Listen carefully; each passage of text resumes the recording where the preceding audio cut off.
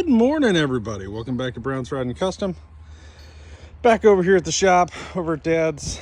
Tomorrow's we leave for the cruise. Big Ron will still be working on the cars, and I'll still be posting content for you guys, so don't worry about that. And if you're watching this, if you're part of the 78% of the people that are watching this that are not subscribed and have not hit the subscribe button, hit that subscribe button. It is free. Hit the like button. It really helps us out, helps the channel, helps us get these cars built quicker and better. So here we are. I'm back on the Chrysler today. I decided that I wanted to see what I had for the interior. And check this out. So there's the back seat. You got the speaker grill in between. It says 300. You got the back door panels, whatever they're called, on both sides. You got the package tray up there on the back. I got one seat in here. I'm not going to put the other seat in, mainly because I'm going to have to take it right back out after the video. But the seat riser, there's a metal riser, is rotted off on that one. So it would be doing this. So we need to get that fixed. But really was just kind of sitting here talking to Ron, what do we got, And we cleaned out the trunk. We vacuumed out the car inside, the whole inside and the trunk here. Got it all pretty slick. Only thing in here right now is the back window rubber. And for those of you that are reaching out and giving me ideas on how to soften that up, I greatly appreciate you guys. Thank you so much. But yeah, just trying to figure out what we're doing, and how I want to do it and all the things. So, these days I don't have a lot of time. I got a little bit. Like today I got to go to the chiropractor at 1:50, so kind of, short day, but you get the idea. You throw some carpet in here and a headliner. The back's done. Put the bucket seats in it. And you're just playing with the dash. It's not bad. She's not bad. So, some things I am missing are like, you can actually see it on that one over there, the indentation right there for the armrest. You can buy those armrests, thank God. So basically what will happen here is either this car is going to go midnight purple or black, okay? If it goes midnight purple, it'll get a black interior. If it goes black, it'll get a red interior, just like this, because it came black with a red interior, so like you see. So I can buy the factory leather, vinyl, whatever seat covers. I can get those, and the headliner and all the things. So very excited about that. So if we do go black, all of this will get redone in black. Not a huge deal. And we'll just kind of go from there. So, but I thought you guys would get a kick out of this. This is kind of what this looks like. And now what's neat about this, from a radio perspective, behind the 300 grill there goes a speaker. And then up on this package tray up there are 3 6x9s. Okay? So really 4 6x9s right there in the back. And then that one right there in the middle of the dash is another 6x9. There's no speakers in the doors or anything like that. So should be a decent level of sound coming out of this once we get all the speakers in it. I'm probably going to go Memphis Audio or something like that, and maybe a little amp. And we're not doing subs and all that kind of stuff. I just, want it to be clear. And we'll get that going. But yeah, guys, just tinkering. These are the door panels. These don't exist. You want to talk about unicorn parts? They don't exist. Now these, you see where it's rotted off on the padding? This one's even worse. But we have them, right? Which is very important, because I could give these to an interior shop and they could actually make something happen here, because it does have all the inner framework and everything, and sizing and all of that is correct with these. So really kind of cool. I'm not going to put these on yet because then I just got to take them right back off. It would just be for the sake of this video, and not gonna do it. So I thought about it, but then I'm not kidding you. I sat here in the back seat right there for probably an hour, just dry riding the car, dreaming about what I'm gonna do to it. So as one should.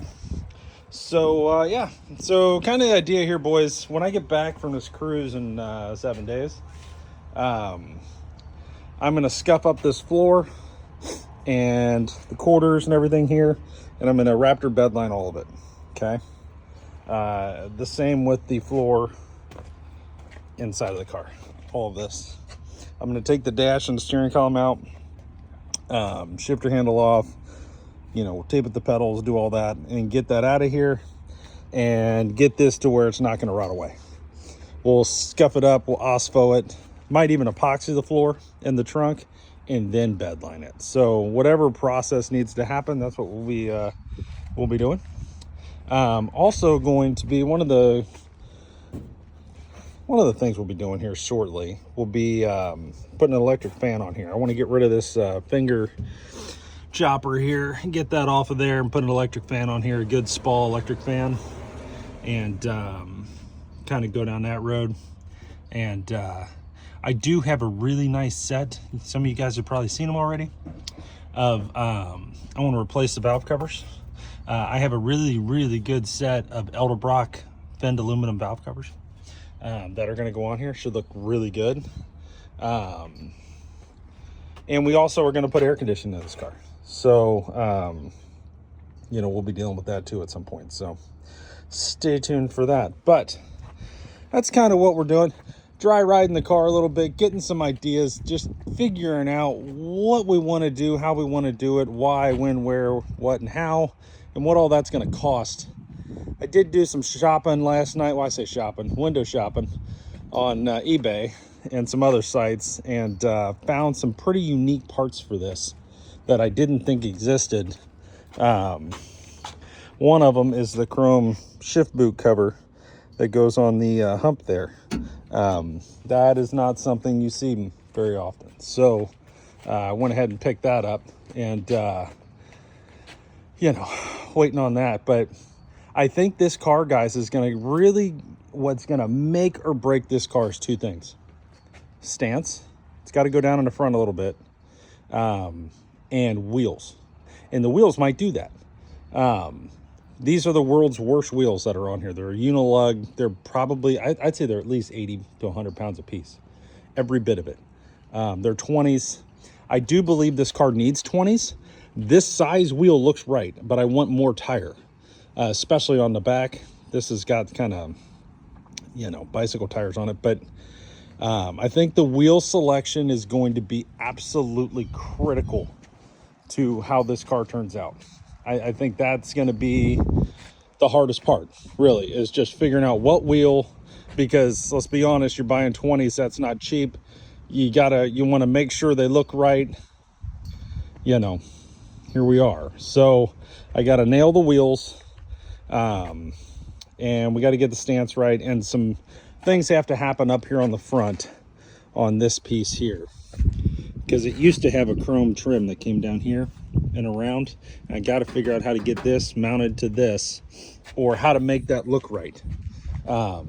So that's another thing we got to just kind of mess with and get figured out. But the rest of this, you know, we got to put a wiring harness in it. That'll be fun, but it needs it. It's got the old school bus fuses kind of thing, the little glass fuses and all. It is just waiting to catch on fire. So we don't need to have that problem. And we've eliminated most of the vacuum crap that's in here. I mean, it's got the wiper system in it, which we might even take out. Depends. I might even do like a specialty power windows wiper system in it just to get rid of the vacuum wipers. But all of the HVAC, everything in this was vacuum. There were vacuum lines everywhere. And we've taken all that out over the years. So that should really simplify this. Just think going back a little bit towards street rod world. That's kind of the idea. You get a painless wiring harness for a Mopar so the colors are correct. And it's actually made for some of the relays and this, that, and the other that you're going to have. and yeah, just make it work. So should be interesting.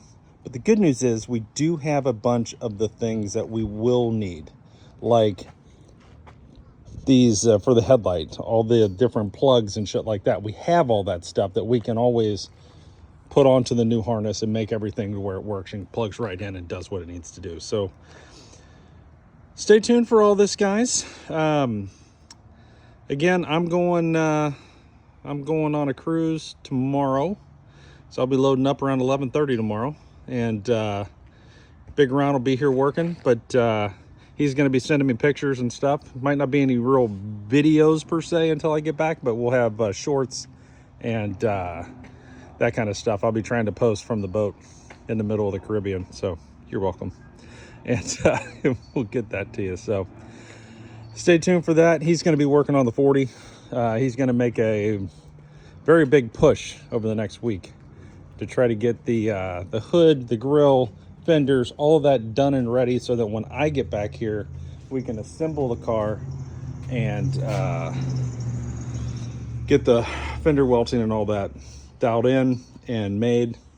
And that's a little bit of a chore too, guys. Like, you got to roll it, you got to cut it to length, and then you got to literally every single hole, you got to punch the hole out and do that whole thing all the way for every bolt.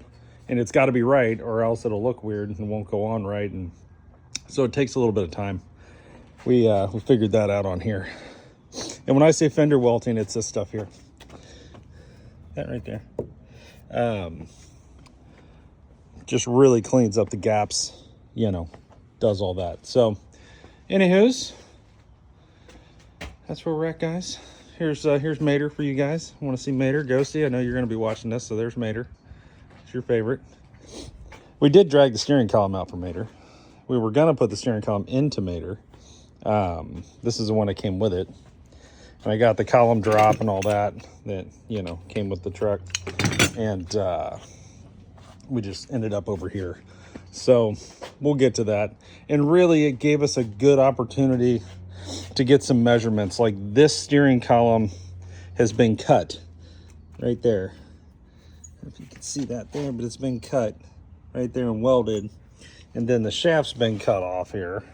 And so, you know, we're not sure what we really got here. I was hoping it kind of had a double D end or a spline or something I could get a joint on. But it might be where we figure it out. Just make something work, just so that we can steer this truck in and out of the garage better. Because right now we're having to jack it up every once in a while and turn the wheels, and that sucks. And the more parts I buy and the more we assemble the truck, the heavier it gets and the harder that gets. So something we'll be doing here very shortly, but stay tuned, guys. Lots of things coming. If you're watching this, please hit the like button and the subscribe button. We've got over 2,000 videos for you guys and counting. We're not going anywhere. Me and this guy right here, this big beautiful dude, we're just building cars. So you see it.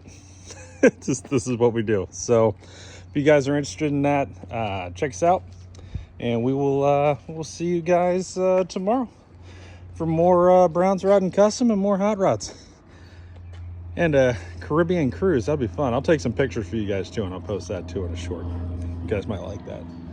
Have a good one, guys.